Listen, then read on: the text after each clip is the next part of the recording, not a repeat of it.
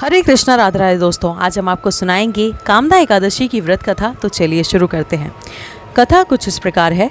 धर्मराज युधिष्ठिर कहने लगे कि हे भगवान, मैं आपको कोटि कोटि नमस्कार करता हूँ। अब आप कृपा करके चैत्र शुक्ल पक्ष की एकादशी का महात्म्य कहिए। श्री कृष्ण कहने लगे कि हे धर्मराज, यही प्रश्न एक समय राजा दिलीप ने गुरु वशिष्ठ जी से किया था। जो समाधान उन्होंने किया वो मैं तुमसे कहता हूँ। प्राचीन काल में भोगीपुर नामक एक नगर था। वहाँ पर अनेक ऐश्वर्यों से मुक्त पुंडरीक नाम के एक राजा राज्य करता था।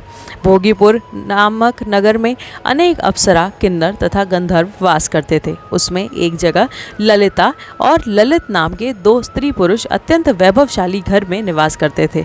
उन दोनों में अत्यंत स्नेह था, यहाँ तक कि अलग अलग हो जाने पर वो दोनों व्याकुल हो जाते थे। एक समय पुंडरीक की सभा में अन्य गंधर्वों सहित ललित भी गान कर रहा था। गाते गाते उसको अपनी प्रिय ललिता का ध्यान आ गया और उसका स्वर भंग होने के कारण गाने का स्वरूप बिगड़ गया। ललित के मन में भाव जानकर कारकोट नामक नाग ने पद भंग होने पर राजा से कहा दिया। तब पुंडरीक ने क्रोधपूर्वक कहा कि तू मेरे सामने गाता हुआ अपनी स्त्री का स्मरण कर रहा है, अतः तू कच्चा मांस और मनुष्यों को खाने वाला राक्षस बनकर अपने किए कर्म का फल भोगेगा। पुंडरीक के श्राप से ललित उसी क्षण महाकाय विशाल राक्षस हो गया। उसका मुख अत्यंत भयंकर, नेत्र सूर्य चंद्रमा की तरह प्रादीप्त तथा मुख से अग्नि निकलने लगी। उसकी नाक पर्वत की कंदरा के समान विशाल हो गई और गर्दन पर्वत के समान लगने लगी। सिर के बाल पर्वतों पर खड़े वृक्षों के समान लगने लगे तथा भुजाएं अत्यंत लंबी हो गई। कुल मिलाकर उसका शरीर 8 योजन के विस्तार में हो गया। इस प्रकार राक्षस होकर वह अनेक प्रकार के दुखों को भोगने लगा। जब उसका प्रियतम ललिता को यह वृतांत मालूम हुआ तो उससे अत्यंत खेद हुआ और वह अपने पति के उद्धार का यत्न सोचने लगी। वह राक्षस अनेक प्रकार के घोर दुख सहता हुआ घने वनों में रहने लगा। उसकी स्त्री उसके पीछे पीछे जाती और विलाप करती रहती।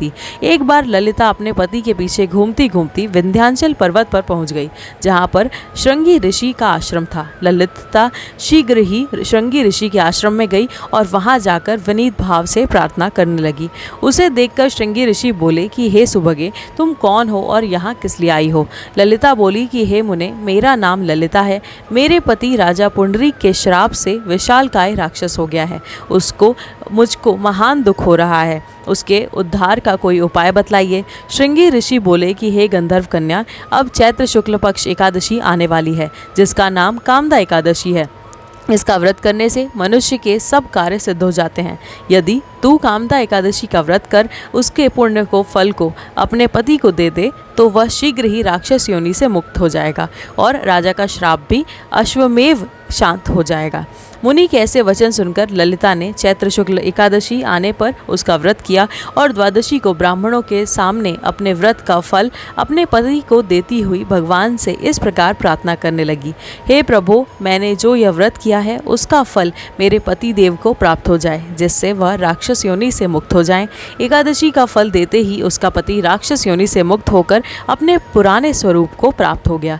फिर अनेक सुंदर वस्त्राभूषण से युक्त होकर ललिता के साथ विहार करने लगा। उसके पश्चात वे दोनों विमान में बैठकर स्वर्गलोक को चले गए।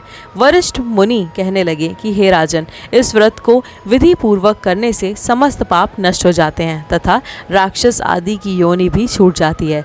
संसार में इसके बराबर कोई और दूसरा व्रत नहीं होता।